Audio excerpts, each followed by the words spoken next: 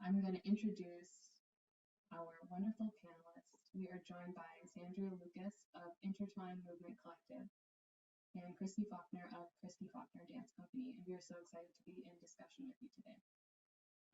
We want to give you the space to really introduce yourselves and share a bit of your story when we get into the discussion, but just wanted to name that you are here with us today. And so last, I'm going to pass the mic to Miriam, who is going to give us a little bit of context to our discussion today. Yeah, thank you. Okay. So we're talking today about entering and exiting community and what our relationship to this place, these grounds are. And one of the ways that we started, really how we started thinking about this and discussing it as a collective CSD is that last year when everything shut down and we had more space to have weekly meetings and be in conversation and in deep conversation with each other, we wanted to really deeply analyze the work that we were doing and our role in it. We originally started CSD with folks who were from the area, with more folks who were from the area, distinctly from Detroit, who led and steered the conversation and how we were doing programming. But as they moved on in their careers and moved to other places, we started to really think about, okay, now it's dwindling to folks who were transplants or who had moved away and moved back, and like, what does that mean for our work, and what does that mean when it's being led by folks who are either fairly new to the area or returning to the area. So we started thinking about that, and then our co-organizer Bree, who at the time was working, was a grad student at Wayne State, offered us a survey that helped us think about it even more deeply, and I think kind of just point blank asked us, like, what is the relationship with CSD in Detroit, and what is your personal relationship? So we began discussing it, thinking about it individually and as an organization, and as we talked about it, wanted to bring more folks in the room, because the general idea of how do you enter a city, how do you leave a city, how do you come back to a city after things have changed, and the responsibility of that is a question that isn't just ours, but is a question that many of us are navigating. So that gives a little bit of context to how we started thinking about it. And yeah, if there's anything I'm missing, CSD folks, feel free to jump in. But otherwise, I'm going to pass it over to Tree for the format of tonight. Hi, I'm CSD Tree. So the way things are roughly going to go this evening is we thought it would be kind of nice for everything to feel like a conversation, and like a conversation between friends. So we've decided, just to be cliche, so there weren't too many cooks in the kitchen, too many voices trying to all speak at once. Myself and Miriam have elected ourselves to jump in and be in on the conversation with Kristi and Zandria, so that we can sort of facilitate, we can ask some specific questions. But also, as we'll introduce later, once we get to the discussion, we also have some very personal experiences with entering and exiting the Detroit community and the Detroit dance community. So we sort of volunteered ourselves to join in so that everybody can just kind of listen. And then, like I said, it'll be like a conversation between friends, and we'll just talk about, we have a bunch of topics and questions that we'll get to and discuss tonight. Once we've kind of sufficiently run through all of that, we'll take a moment and we'll actually open the space up. So if anybody else would like to share a personal story, maybe ask a specific question to one individual or to the group, we'd love to hear about other personal experiences with entering and exiting community. And we're hoping that you came and joined us today because you heard the title, saw the topics, and knew you could relate. And so hopefully you'll have something to maybe share, or just have further questions that you want to experience with us. So we'll open up the conversation at the end. Before we get into that, we don't have a ton of time to make give everyone a chance to unmic and unmute and personally introduce yourselves, but we would love for you to do so if you feel led to. But we're going to use the chat function for that. So if you feel willing to do so, right now in the chat, you can open it up. And if you would be willing to share your name, pronouns, if you feel led to do so, and then maybe a quick sentence on how you arrived to where you are or how you arrived to this conversation. So maybe just a quick sentence such as, I moved to Detroit because XYZ, or I am from Detroit, but I have left because of X, Y, and Z. And so maybe just something short that you can share with us as to why you were drawn to this conversation today. So whenever you're ready, you can just start throwing those in the chat if you feel led to do so. And I'm going to, I believe, head back to Audrey while we do that. Yes, thanks, Tree. Can y'all hear me by speaking to my mic like so? Is this a little bit better? Sweet. All right. Thanks for that heads up, Zandria. We just wanted to give a moment. Maybe I actually want us to pause and put our intros in the chat for a second. Do that, and then we'll take a second to breathe and be together. But I want you to be able to put your intro in, and then we'll get into our bodies together. So let's take a second to do that. I'm going to do mine.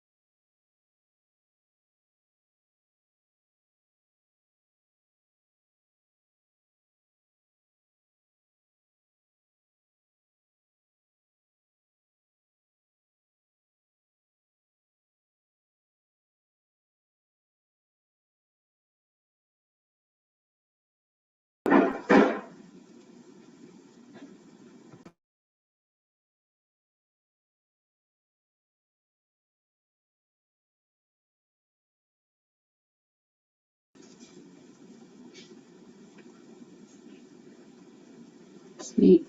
Just want to say welcome again, everyone. It's nice to read these little intros to kind of get a piece of who's in the space.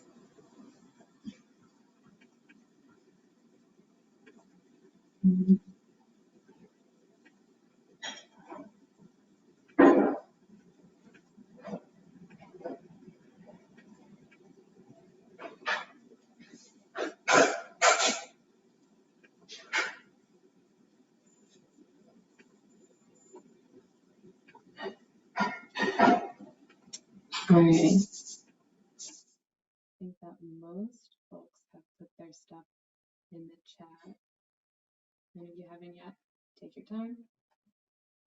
And yeah, I want to offer us a moment to get into our bodies ourselves so that we can enter this discussion from a grounded and settled place.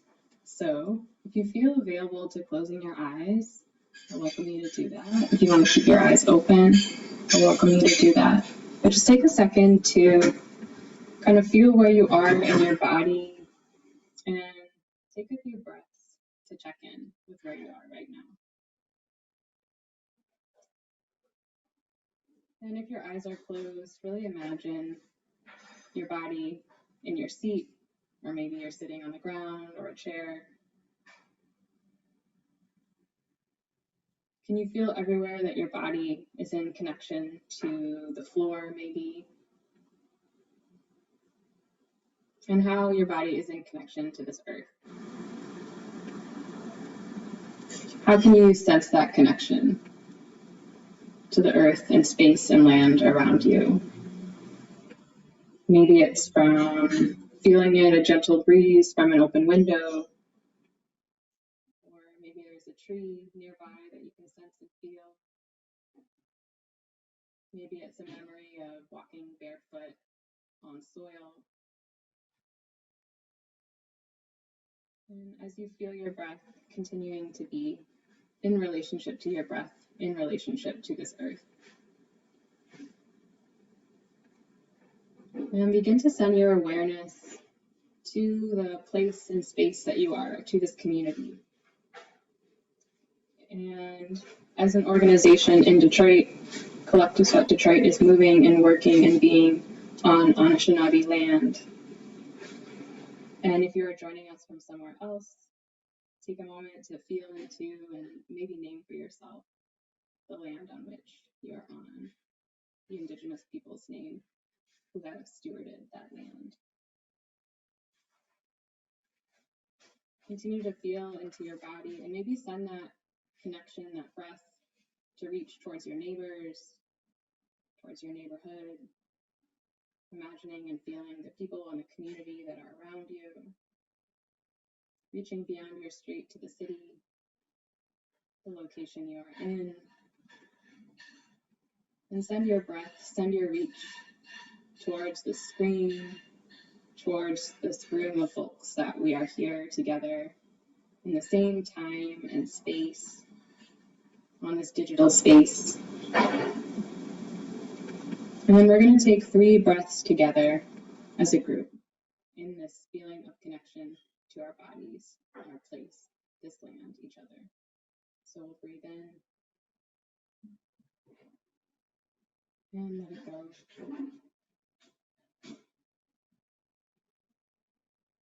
Breathing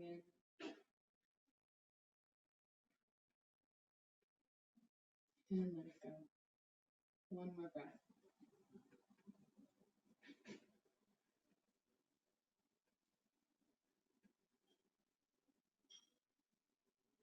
And gently pull your awareness back to your body, back to yourself. Maybe open your eyes if they've been closed. Find your way back to the screen. And we'll come together for a little discussion. I'm going to pass it over to Miriam and Tree. Thanks, y'all.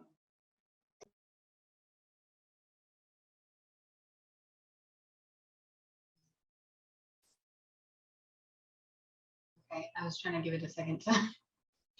Folks, there we go. All right, well, we kind of briefly mentioned Zandria and Kristi are here. So let's take this moment to go around. You can say a little bit about yourself, your relationship to this place, how you ended up in Detroit, or back in Detroit. And we'll start there. Let's circle around.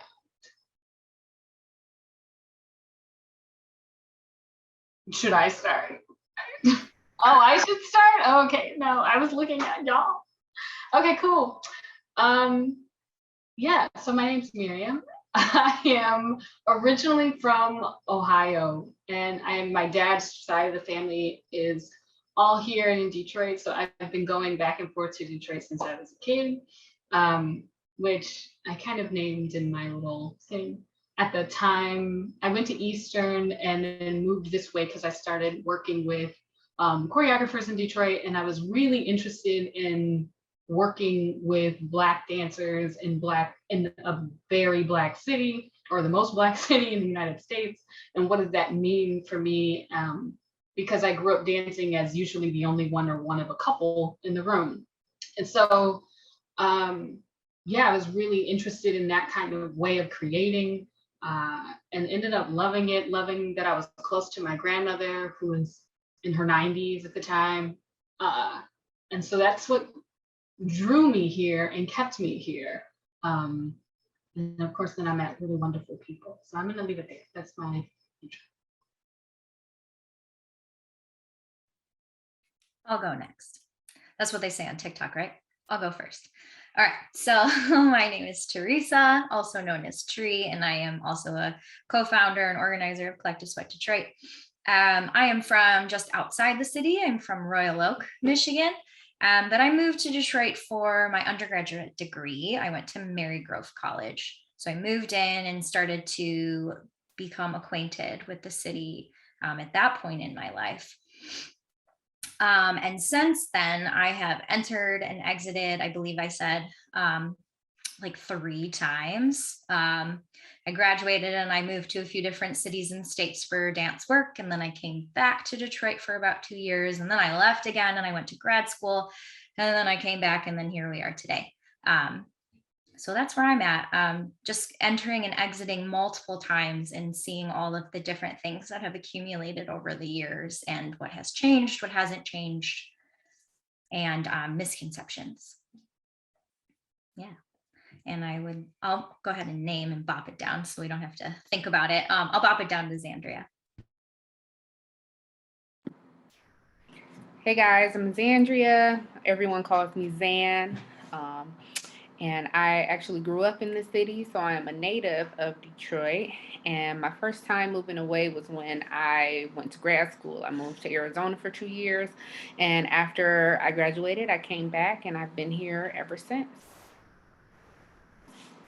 And this is my little baby. Oh, I I have a company here now. It's called Intertwine Movement Collective. So leaving and coming back, I really wanted to become a part of my dance community here in Detroit. And I also went to Marygrove with Tree.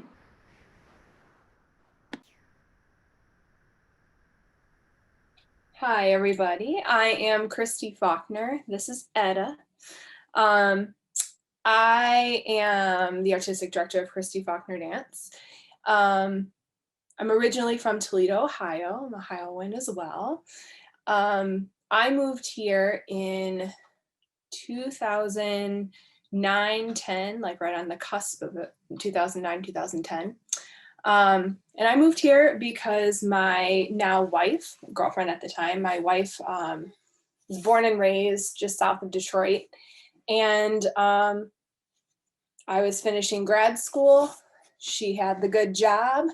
And I just thought, I can make dance anywhere. And so I thought, if we're going to do this, if we're going to make a life together, I'm going to start it now and make a life in Detroit. So I currently live in Ferndale, but pretty much all of the work that I do is based in the city of Detroit since I started working here.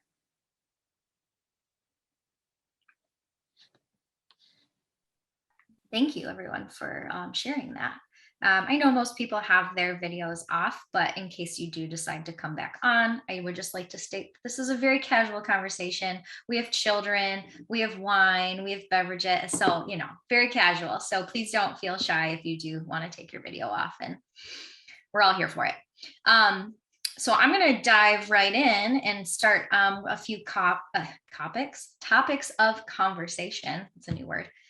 And just dive in deep. And so the first thing that I want to pose into the room, and again, I'll go first, is there a lie that you were told? So thinking of something that is very normalized in our dance community, that over time you've realized that it's kind of a lie and that it's normalized, but it's not true, or it doesn't need to be true.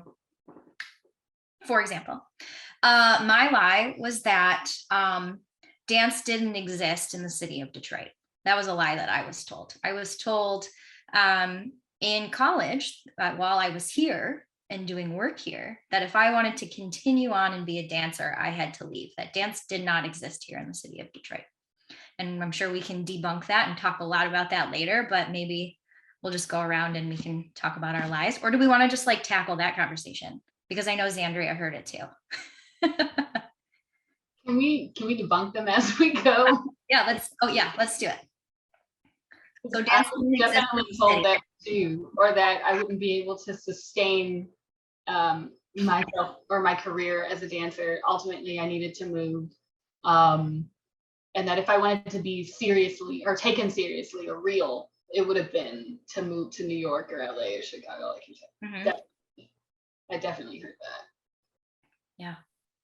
Yeah, when I was deciding to move here, that was definitely a big topic of conversation because I went to grad school in New York. And so everybody from grad school was going to New York City.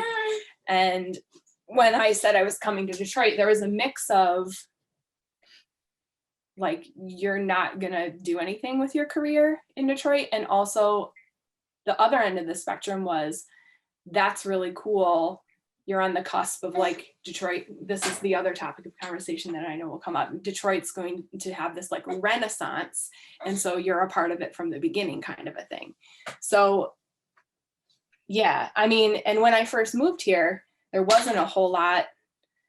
I wouldn't say there wasn't a whole lot. There wasn't much that I was aware of that was happening. It wasn't as well broadcasted, I think, what was going on in the dance community in particular. I think a lot of other things were marketed well, but I think at least the contemporary dance community, there was a lot of like unknowns about what was happening.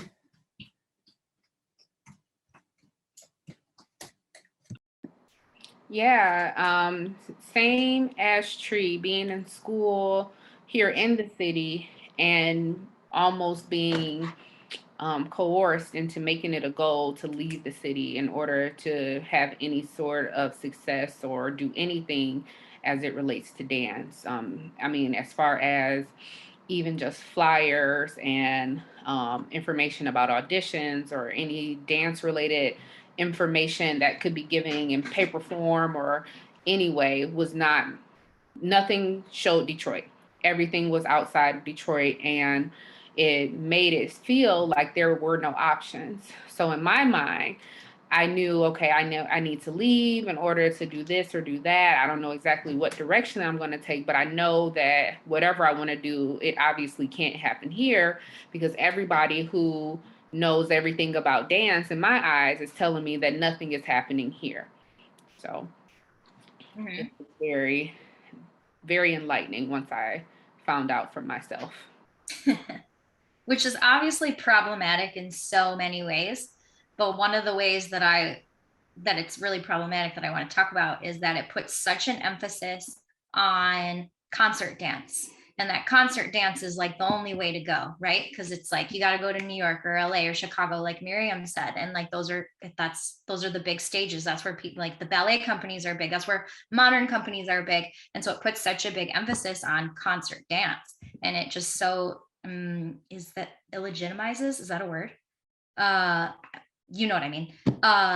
Other forms of dance. And, you know, in Detroit, we have, you know, like we have a huge hip hop, we have a JIT population. We have like so many other things that aren't considered concert dance or you would never see on a concert dance stage or, you know, like these big companies and productions aren't going to fund stuff like that. And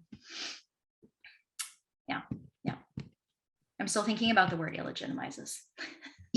I'm gonna have to look that up later. Don't worry about it. A thought that I was having when you said that was, I think a common phrase people use, especially when they're teaching young people and in schools and in certain communities, that you're bringing dance to that community. Like we're gonna bring dance to the kids. I'm like, these kids are already fucking dancing. Like, I don't need to, I might bring some tools. I might bring some other ways of working, but I'm not bringing dance. That is not a new concept for these kids. And it is often language that's used.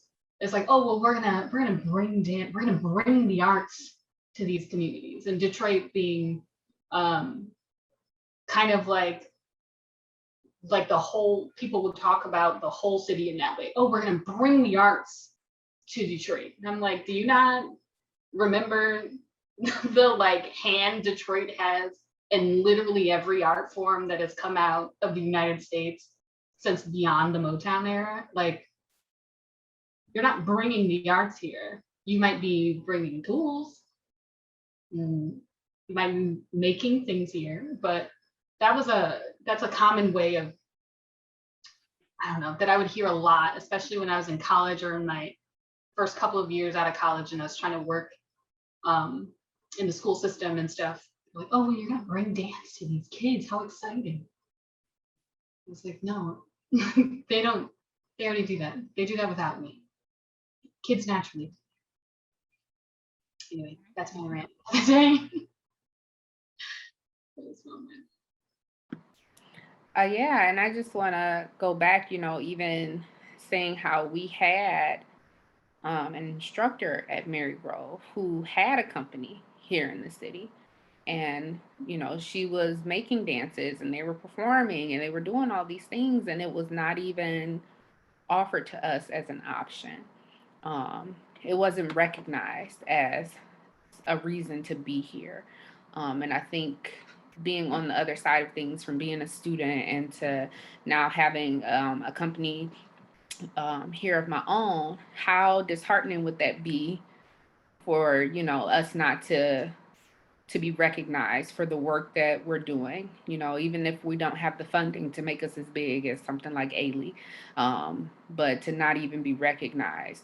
And that's something that I really remember from being at Marygrove, is that company wasn't even presented to us as an option, when in reality they should have been using our students to help filter into that organization and to other things that are happening here in the community. But they were very focused on having us leave.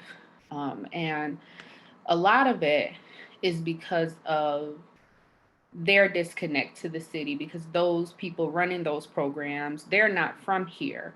So the only experiences that they have are from out of the city or out of the state or with these bigger institutions. And so they I don't even know if it's they like a conscious thing that they're doing, but it's like they literally lack the knowledge of you can be successful in your hometown, because all they've known is that I moved away, or I went here and I did that, and that is how I became successful. So obviously this is the way that you have to go if you want to do the same.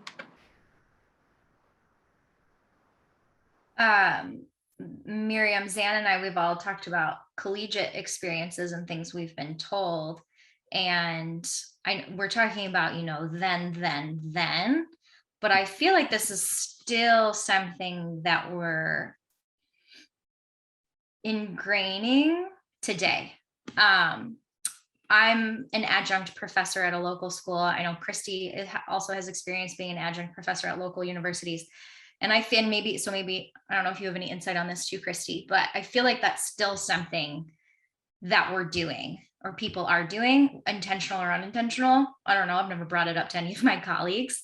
But just in the way that we bring people in. It's obviously a great experience to be like, here's so-and-so from, wherever and whatever that we're going to bring into you. So like, yes, it's awesome to be exposing our students to all these different people if we have the means and the money to do it. But at the same time, there's no balance. Like, I feel like we're still feeding that same culture because we're not balancing it out by also bringing in local people. I don't know if your experiences have been different. That's how I feel like we're still doing the same thing today. To a certain extent, yeah, I think so. I mean, so I've had the fortune to be able to be a guest artist at several universities in the area. But also it's never been on the scale of, somebody that's coming from New York or LA or San Francisco or somewhere out of town, I feel like the residency opportunities that are offered to artists from out of town are very different in structure to in-town artists. Yeah, I also know that, like, Wayne State, I can't remember what year it is because the years are passing me by and I can't even keep track.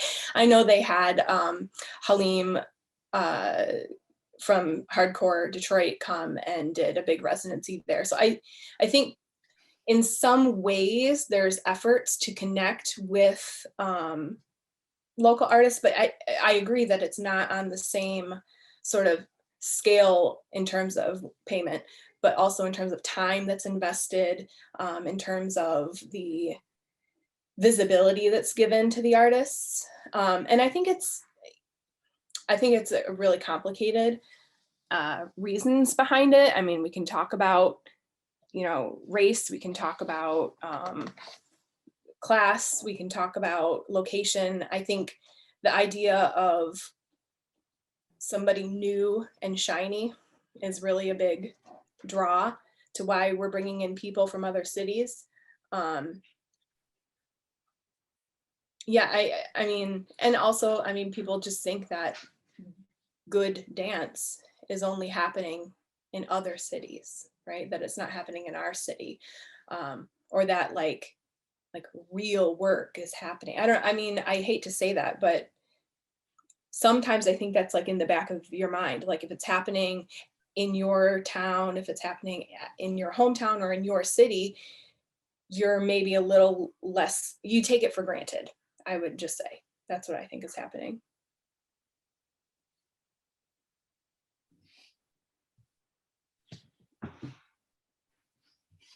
Yeah. Does anybody have another lie? I mean, I could move on to a different topic, Dude, but if anyone had a lie in their pocket they wanted to. I got a quick lie in my pocket. Yeah. That you have to just always be hustling so damn hard. You know, and I thought I am just learning this now, and maybe it's from the last year, but also like in order to be considered legitimate, that you have to like always have 20 irons in the fire, that you always have to be like burning the candle at both ends. And yeah, sometimes we are doing that, but I mean, you see two of the people that are here today were just holding their babies and dealing with their babies at the start of this conversation. Like we're told this lie that like you have to completely devote yourself to your art and have nothing else. And I think that's a total lie. I'm learning this now as a new mom. Like you can have a kid and you can take a little minute and you can, you know, it doesn't have to be this 24/7 hustle. It can come and go, it can ebb and flow. And I think that's something that more young people need to hear, because they think if the opportunities aren't just like crashing over their head, then they're fucked, and they're not. You know, you can have a life. And I think the life is what makes your art interesting. Well, thank you for saying that. I think that I gained so much anxiety as a student and as a young professional because I thought that I had to just be doing dance, and that if I had, I think another way that they say that sometimes is like if you have like a second, like if it's really something that you want, that's the only thing that you can do. And then if you have like a second option, you don't really want that thing. And I mean, I hear like versions of that, and that causes you so much anxiety to like even think about doing other things or supplemental work or whatever, or even that this becomes your supplemental work and there's main work somewhere else, like that you're not a real dancer, you're not taking it seriously or whatever. Oh my goodness, that whole idea that you have to be hustling, and that this can be the only thing that you're focused on is so incredibly toxic. And I think just probably turns a lot of people away. Yeah. Yeah.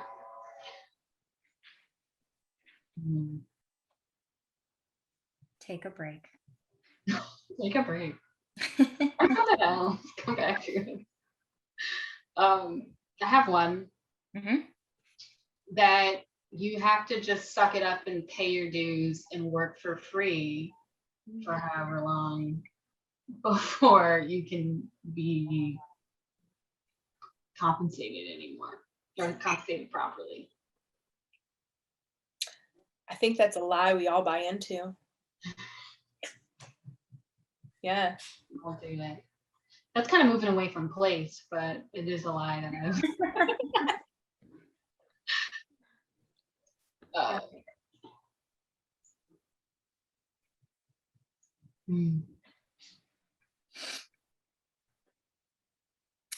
I'm gonna move on. Let's see, we've got a nice little list here. Oh, I lost my place. Question to the group. What comes to mind when you think of responsibly entering a community? So whether we were from here and came back or we're not from here, because like I know Zandria and I have talked about this before, even though we had been in this community before or established in some way, we left for a period of time.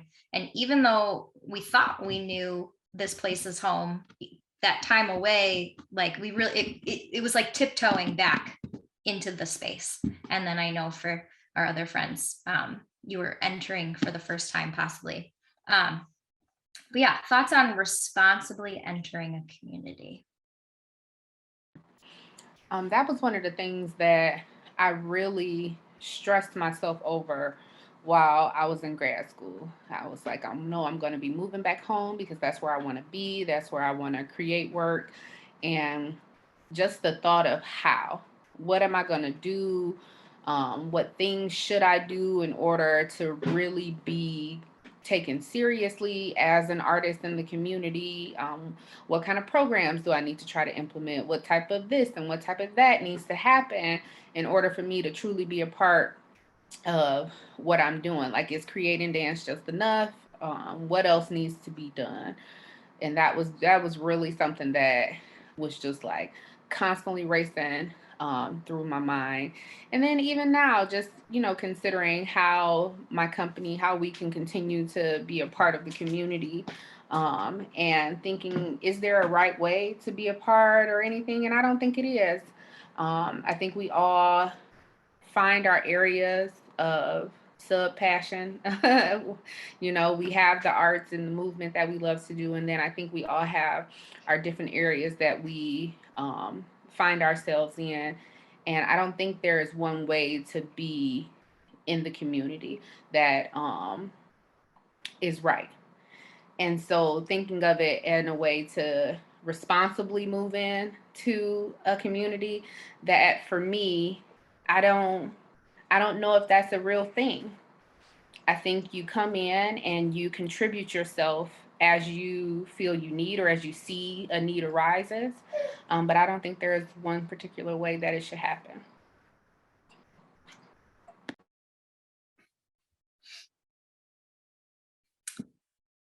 This goes back to doing things for free, kind of, or whatever. I felt like when I was re-entering, I needed to just like do anything I could to be seen. And so I found myself entering into all of these little things that had popped up around Detroit, where it was so like pay to play, if that makes sense. Like, pay $30 and you can present your work in this, pay $30 and you can present your work in this, pay this and present your work, pay that. And so I found myself like falling into all of those just to like be seen. It obviously wasn't financially responsible. But yeah, I just didn't know what else to do. So, I mean, it wasn't working for free. I was actually paying. And so it was kind of the opposite in a more negative way. But yeah, now that I think about it, I think that's what I was doing. That's how I was trying to re-enter. I was just doing whatever I could to be seen.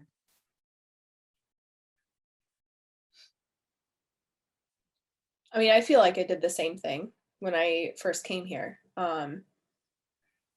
I basically said yes to any opportunity, no matter how crazy it was, because I didn't know anybody. I didn't know the scene. I didn't know any people. I didn't know what was a solid choice.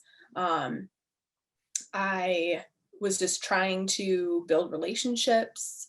And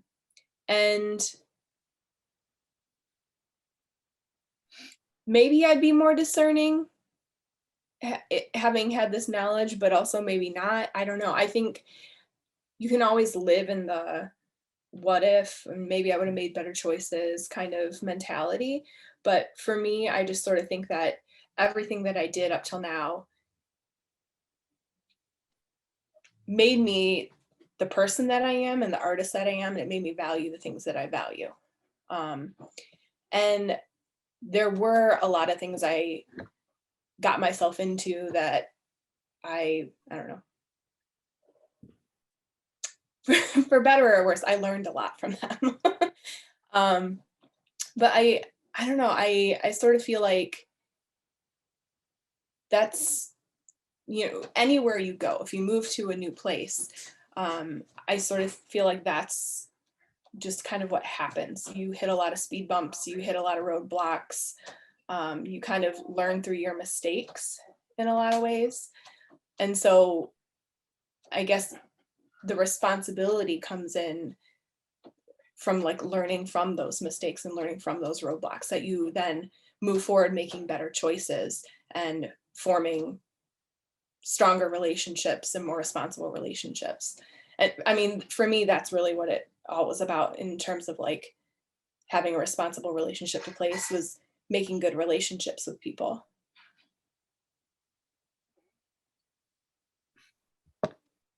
Yeah. I think I similarly just like really worked at my relationships with particular people and kind of lucked out, and then I got connected to really good people, but that I kind of built these relationships and then observed how they were maneuvering the community and like what felt good about what they were doing or my relationship to what they were trying to say with their work or whatever. So yeah, I think I would try to go to things or be a part of people's work that I admired, but also in a way to like observe and almost like research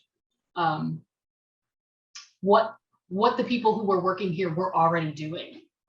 And I think I still do that like in the last few years, continuing to learn, because there's still people that I know of who I have yet to learn from or work with or whatever. And so, or just even be in the room with, but it's like weird how the dance community, you know of people, but you don't know them really, but you might be friends with them on Facebook or something. So I kind of like that. Like I will try to go to observe and try to like work with folks so that I can see how they're working, and what I can learn from that, especially if they're from here, because then you'll just have like a really different way of maneuvering folks. Yeah. And I find it important to name that I'm not from here sometimes. I think that feels like, especially, I don't know, especially when I'm in conversations like this, where my voice is in the room as a person who is, I don't know, not from Detroit, but like as a part of this conversation, but in other conversations where I'm the like Detroit voice in the room, I'm like, well, I'm not really from Detroit. So let me just start by saying that I'm your Ohio cousin who is now here, literally and figuratively the Ohio cousin. So yeah, I think sometimes that's important to name up front. Yeah, being honest about your experiences, honest that you don't have all the answers, honest that you're taking up space that wasn't always your space. Yeah.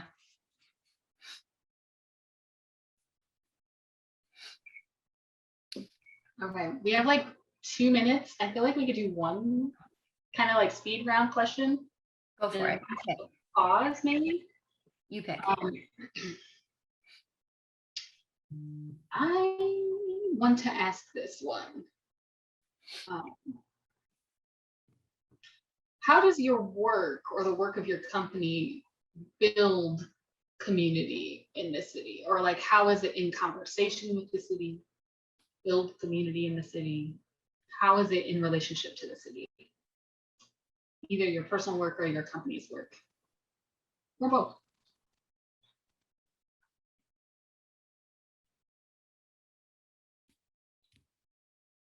I don't really build work. So I don't feel like this question's maybe really for me. I feel like CSD counts as okay, that's building work in the city. I was thinking like dancer. I was like, people might not know that about me, but I don't really create dances anymore. So okay, CST. But anyway, I'm gonna listen on this one for a bit.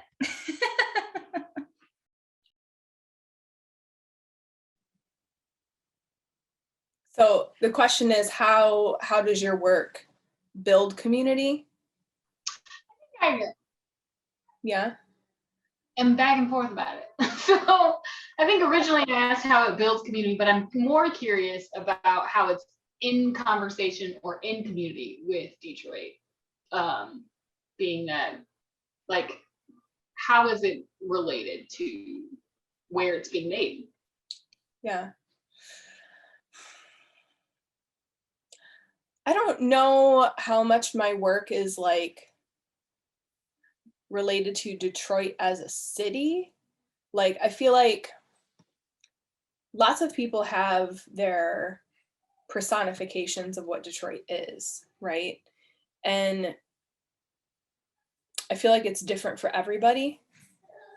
I don't know if I can answer that question about how it relates to it as a city. I just know that the work that I make, I have an intention of building community with each piece individually. And so I think it's much more about like that micro community kind of action happening, you know, that you're working to create, well, I don't know if that's really what I want to say. I'm going to land on that. It's the micro community of each work. And like when I say work, I don't just necessarily mean like artistic piece, like artistic work, like each project that you're doing, right? Like when you host a show, I do a lot of presenting. When you host a show, trying to like create some sense of community with all of the artists that you're bringing together for that show, in the same way that you're trying to create some sense of community with the dancers that are performing in your work. I think it's like on a really like small level. I think maybe to clarify, I don't know. I'm thinking about how all of the work that we're doing at this point, because we're people who are in Detroit presenting or creating or organizing, that in some ways it's representing Detroit regardless of whether that was our intention. And so like how does it show up in the room or not, I guess, when you're thinking about making something new or having an event or whatever the situation is. Does that make more sense? Or does that make sense? I hope so. Well, for me, I haven't been in this space yet and felt like I was creating anything specifically to build up like to be a part of the Detroit community or have any specific relationship to Detroit as far as my creations go. But when it comes to presenting the work, I always want to make sure that that's happening in the city because I want to continuously let our expose audiences, whoever they are, to the dancers of the community. And for my group specifically, most of my dancers are from Detroit. They grew up in Detroit. They were born there. They went to school there. And so that's pretty much how our community is amongst our group, bringing those dancers back together who may have not known each other at all, or who we've come across each other at some other point in our lives, maybe at some other dance event or festival or something, or maybe we went to school together. But I found that we have kind of like built this sub community of Detroit within our group just because we all have that relation to the city as far as living there. And then, like I said, I just like to make sure that I'm presenting my work in the city. I haven't necessarily created anything specifically for the city yet, but I do want to make sure that my work is shown in the place that I want it to have the most impact. That makes sense. I hope I'm answering your question right. I think I offered it weird, but either way. So we're kind of at the point where we could take like a quick breather moment for a couple of minutes, or we can just roll into the group discussion. which it looks like we're, okay, rolling on forward. So now at this point, we want to open it up to everybody so that we can have a fuller discussion with all of us who are in the room on the same topic. Yeah, so we're going to start by like reflecting on what's at the top of your, or what's on the top of your mind, or coming up for you after listening to this discussion, and maybe questions you have.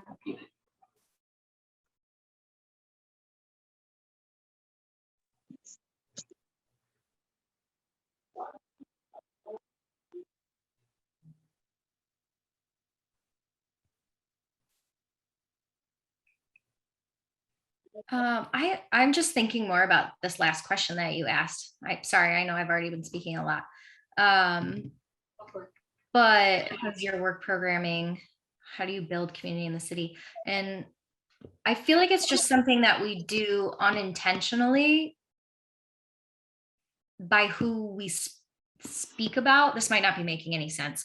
So as an educator, as a dance educator at a local university, I think twice all the time about who am I speaking about, what names are coming out of my mouth, what work am I expressing to my students, like, hey, this is a show you can go see, hey, maybe you should go check this out. I think in a way that just builds community in itself, like who we're intentionally or unintentionally promoting, who we're sharing, who we're talking about. That's all I have on that right now. Just like a little nugget I was thinking about. Yeah, I don't know. Yeah. I have a question for anyone who has done work here and who may have moved away and come back. I don't know if this is just Tree and I in this situation, or if there's anybody else who might have had this experience. But if it does apply, when you were away from the city, what did you have any like okay, hold on, let me try to phrase this correctly. Let me put it as my experience. When I was away from the city, I couldn't stop talking about it to the people that I was in company with now. So does anybody else have that experience of being away and after having working here in the city, and then find yourself constantly speaking about the things that are happening in the city, or just speaking so highly of what's happening, or maybe whatever your feelings were about the city once you were gone? Hi, my name is Flo. I'm sorry that my camera is off. But I am originally from Florida, Miami, Florida.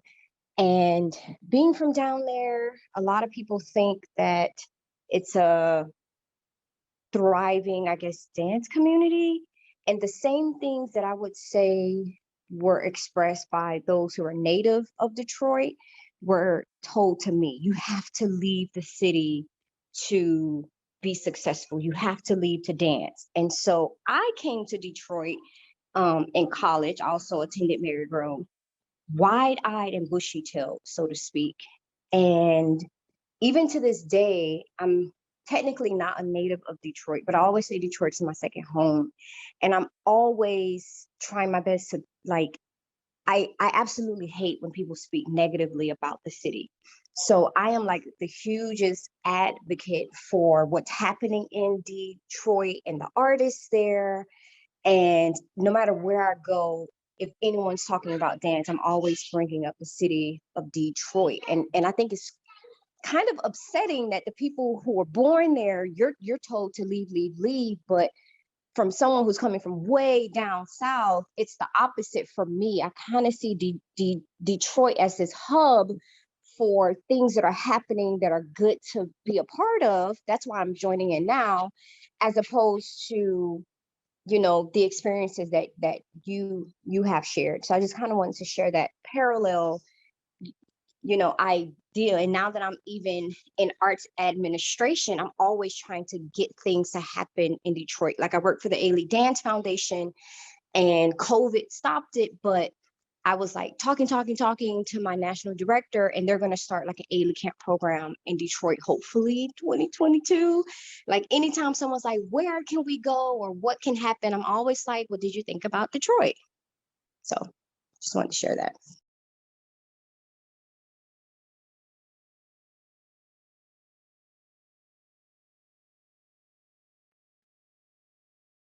Thank you for sharing that. I just wanted to, I put in the chat as we go into discussion, folks can feel free to also kind of like put their names in the chat to sign up. So they don't have to do the like raise hand function, just to make it a little easier. So, but carry on with the discussion.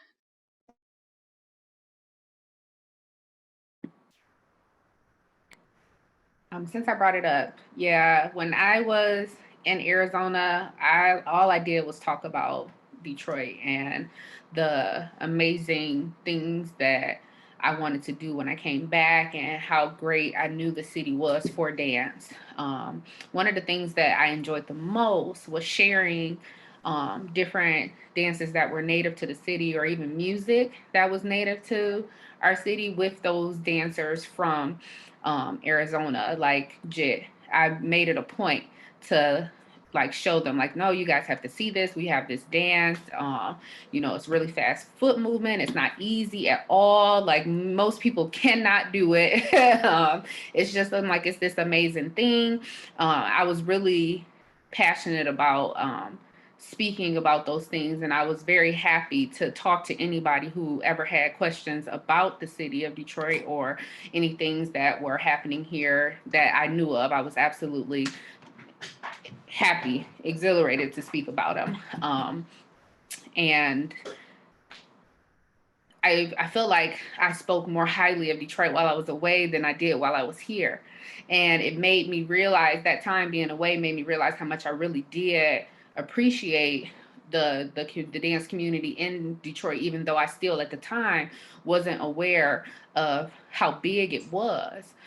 When I was leaving, things were starting to pop up here and there that were a little bit more known and were being a little bit more recognized. But at the time, they were still very new, maybe just in their first year, maybe in their second year or so.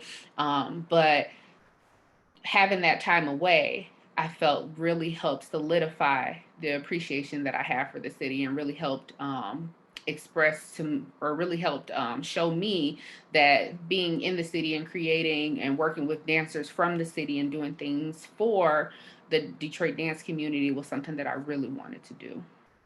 If I hadn't thought about it previously, just because, like we said, oh, you need to move away. And it was like, once I got away, I was like, oh no, that's the place that I need to be. That's where I need to go.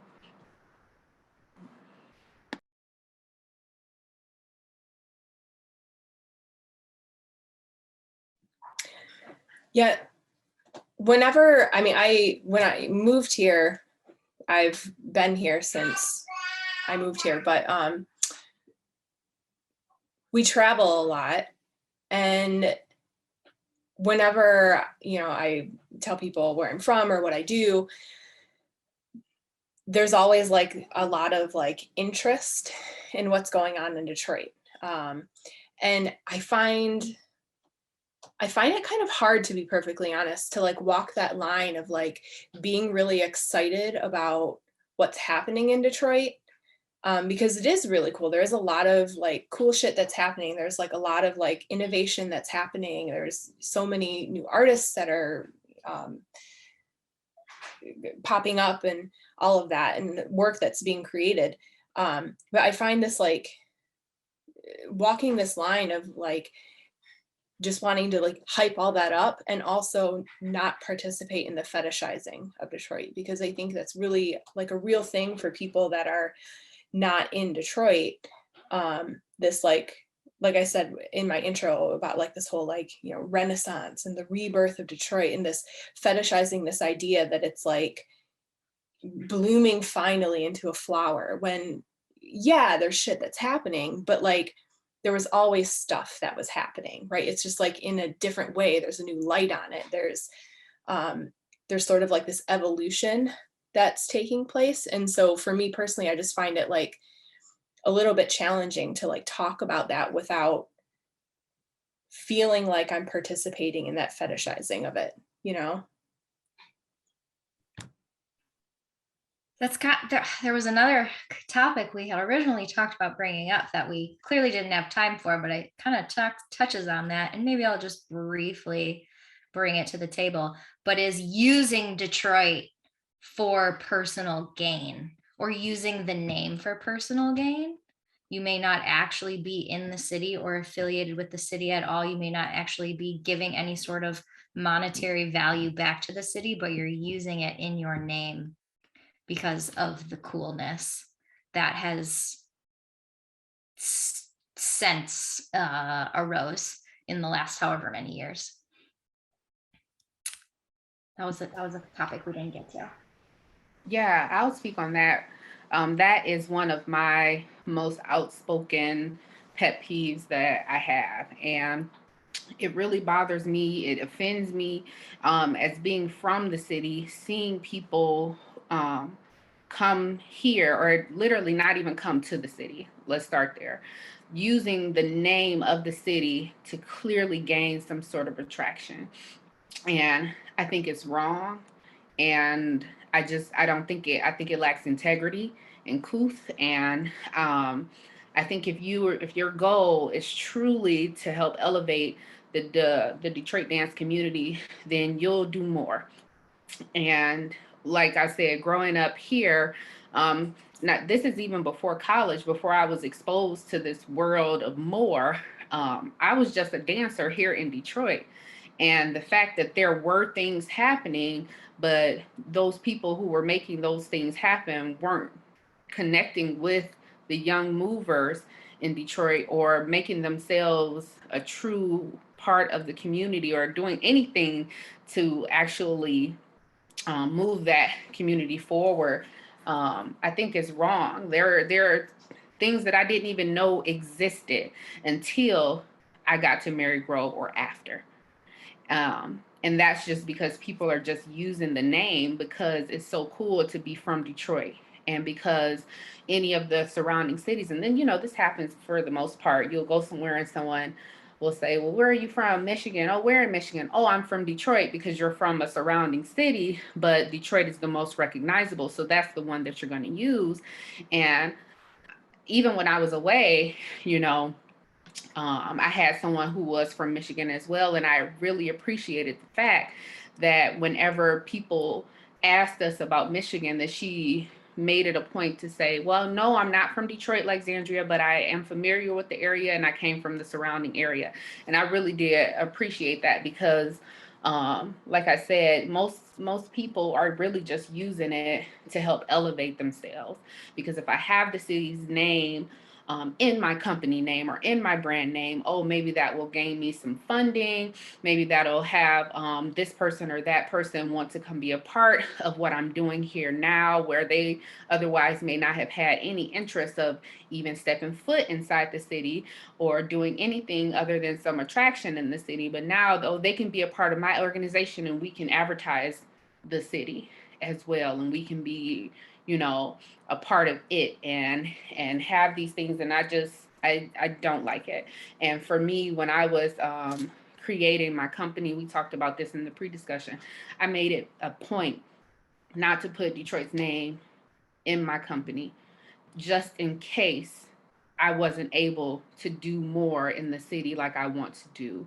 Or just even the fact that we rehearse in Southfield, because that's the space that is so graciously provided for me.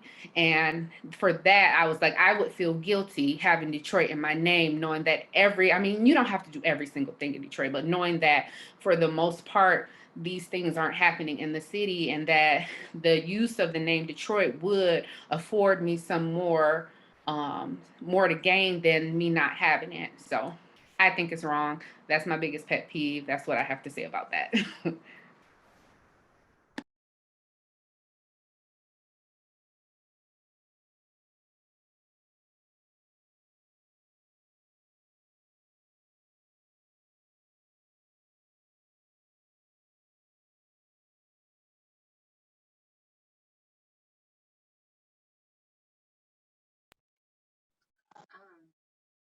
I just kind of paraphrased some of the juice that we just got into, a kind of open topic for the group, and I feel like I can also sign up to share a little bit to this discussion because I feel like Collective Sweat Detroit is in our name, and in that experience, we felt that it was of utmost importance to always hold our classes in the city of Detroit because we gathered because we felt a need to see dance spaces that were in the city but not connected to an institution or another company organization so that folks who are here practicing could gather and be in community. And I think about that a lot.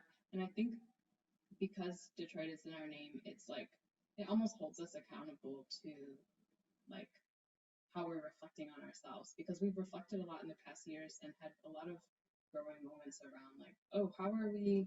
Maybe we kind of strayed out of alignment with this one value that we had. Oh, how do we bring it back? Or, oh, this is something that came up in our like first mission statement ever, and you know what? Looking back, that doesn't align anymore. This value is something that we're not holding as much importance anymore. So I think that just, and even personally, like to be engaged with the place that you're in is like a practice of accountability. And it feels like an active, reflective, and like conversational practice. So that's my little thought on that piece.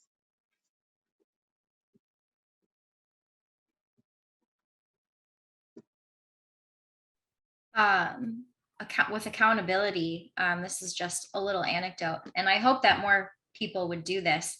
But as Collective Sweat Detroit, we don't have a physical space ourselves. We inhabit other Detroit spaces and rent them and such. And we were applying for a grant, and they needed an address, so we just used an address that belonged to one of us that we knew wasn't going to change anytime soon. So if anybody needed to contact us, like that's where it could go. I don't think we really thought too much about it. But then that funder actually came back to us and they were like, kind of like, it says you're Collective Sweat Detroit, but your address isn't in Detroit. And we were like, oh, well, that's not our company's ad. And we kind of had to do all this explaining. But out of all of that, I do think that was a really great, like they were essentially holding us accountable, like this is in your name, but the address you gave us isn't showing up. So we have since figured that out, but I would hope that more people would hold others accountable like that. And I wonder if others have encountered that. And yeah, I'm grateful for that in the end, if that makes any sense, that somebody actually thought to follow up on that and be like, this doesn't add up. And I hope that more people who have the money would be like that.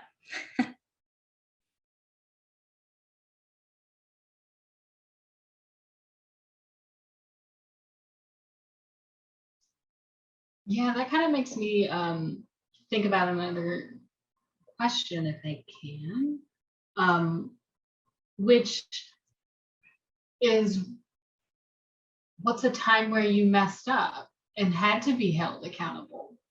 And so that's an example of Collective Sweat having to like be like, oh, actually we're doing something that we need to readjust because clearly these are two different things and this is going to show up.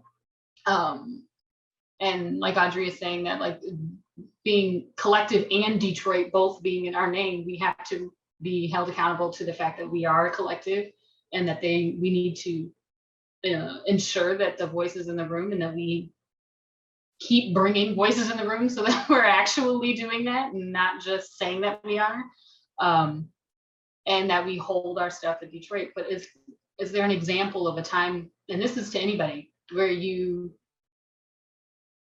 had to check yourself about something that you thought or didn't really think through as it relates to community?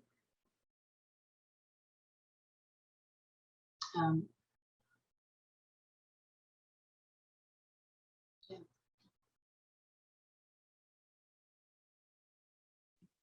I don't know. I feel like I gotta check myself all the time. That's that's important. when you posed this in the pre-talk, whenever we chatted last, I immediately started thinking about when I actually don't even recall like the specific sequence of events, but I do specifically remember creating, I create queer work.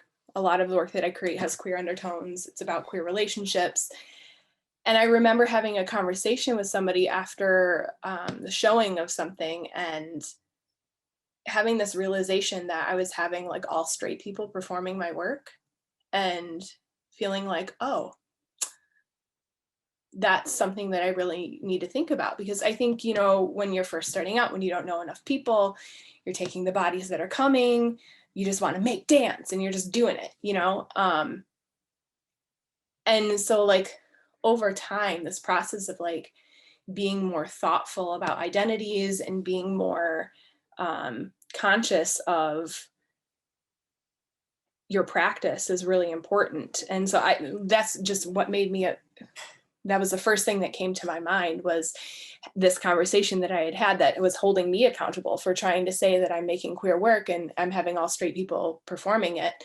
And then having to sit down with myself and say, what does it mean to have straight people performing your queer work? And how important is it to have LGBTQ bodies represented? And how do I then forge good relationships to make that happen, right?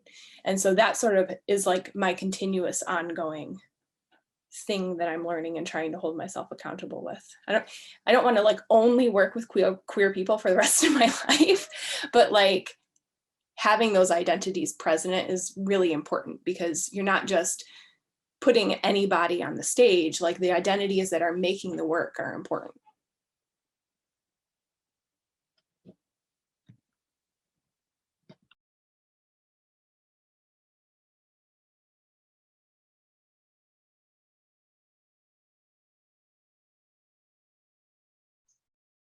I have a story. I have one. Well, first, thank you, Kristi, for like offering your experience, because I wanted to pose this question because I was like, it's important for us to also acknowledge the places where we are still learning or relearning or unlearning or whatever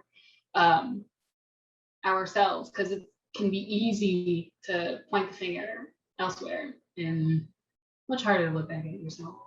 But one of the examples I have is that I work for Living Arts Detroit, which is based heavily in Southwest, which has a really high Latinx population, which I'm sure everybody knows, but nonetheless, most of my students are part of the community. And so when I took the job, was just trying to teach dance somewhere, and thought, I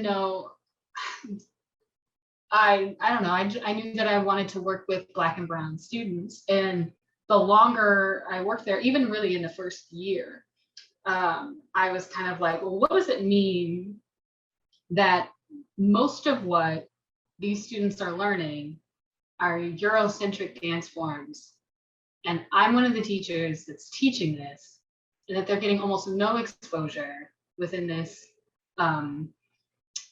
organization, which has since changed, but that they weren't getting very much exposure to forms of people of color and maybe a class or two forms that come out of the Latinx community. And so I was kind of like, okay, well, what does that mean for my body and my role as a Brown teacher? And also just like, how am I relating to these students? So, and I had a long conversation with students themselves, and also a director who was there at the time, and just about like what my role is as the Brown teacher in the room, and what is my role to bring to the students, even though you've hired me technically to teach ballet, and you've hired me technically to teach I think jazz and So I mean, I'm going to talk about jazz. I'm going to talk about the history of jazz and its Blackness. But what else? What else do they need to know? And I then had to. Sorry, I'm like stumbling over my words, but I had to like really get clear and become an advocate for them to learn styles that are of their community too, and use my leverage as one of the teachers and as the teacher of color to be like, y'all, it is your job as an organization to ensure that they learn things about the art forms of their community. We can't simply just teach ballet and modern and think that we are reaching these kids, because if they're not seeing themselves in it, then what are we doing? And also like just in thinking about like what was my responsibility as the teacher of color in the organization at that time. And things have since changed, which is great, but was a moment and a kind of a tough one.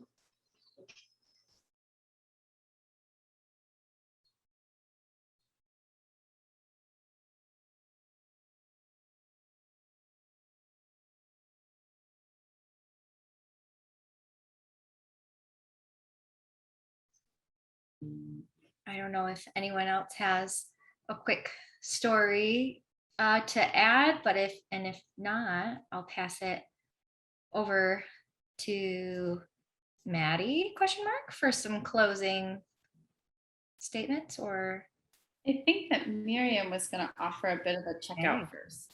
That first. I was. And so the question I have is, what are you taking with you from this conversation? And that could be 3 words, it could be a movement gesture, a sentence, a feeling, whatever you felt like sat with you a little bit. And feel free, we can do this popcorn style, so you just like come off mute and shout it out or write it in the chat or whatever feels comfortable. But let's give like a couple of minutes, and literally like a couple, to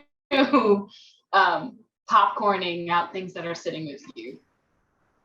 One of the biggest things for me from this conversation is definitely the idea of accountability, and just kind of checking myself and definitely not being afraid to check other people and hold each other accountable, because if we're really going to be building this community, this is something that as artists for the city of Detroit, this is something that we'll have to do together.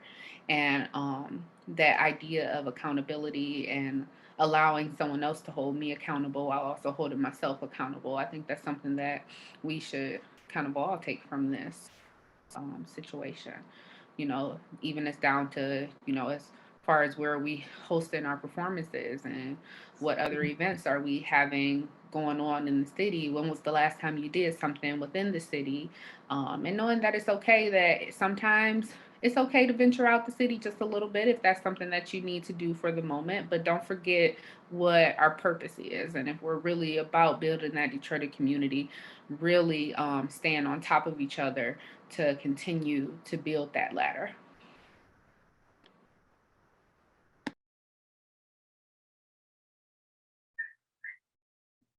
I'm going to read the ones that are popping up in the chat out loud just as they come up.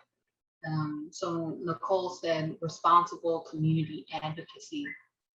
Maddie wrote, moving intentionally.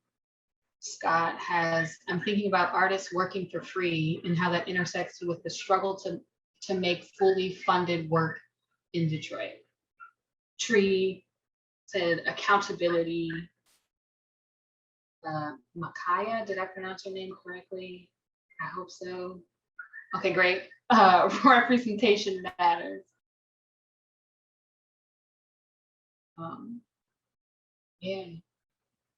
I'm just really happy to be having conversation, right? Like, right. Even if it's like head scratching, kind of like challenging you to think about your process.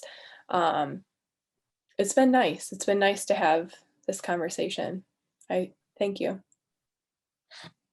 Yeah, it really was. I want to bring back up what Zandria said earlier, which is that there it's no perfect response and no like totally right way to move into a community. You're taking a chance. That's the thing. So, but if we're also thinking about there was like being advocates and moving intentionally and holding accountability and representing and all of the things that we named here, no doubt we would move in a right relationship, or at least be moving towards having a right relationship with the community you're in or working in. I'm going to read these last couple and then I'm going to pass it back to Maddie for closing announcements, which are, Audrey said, contributing to places you are called to and as you see a need for your work, being reflective in the process. And happy to know there are others holding our interest, entering and exiting from a place of authenticity and respect.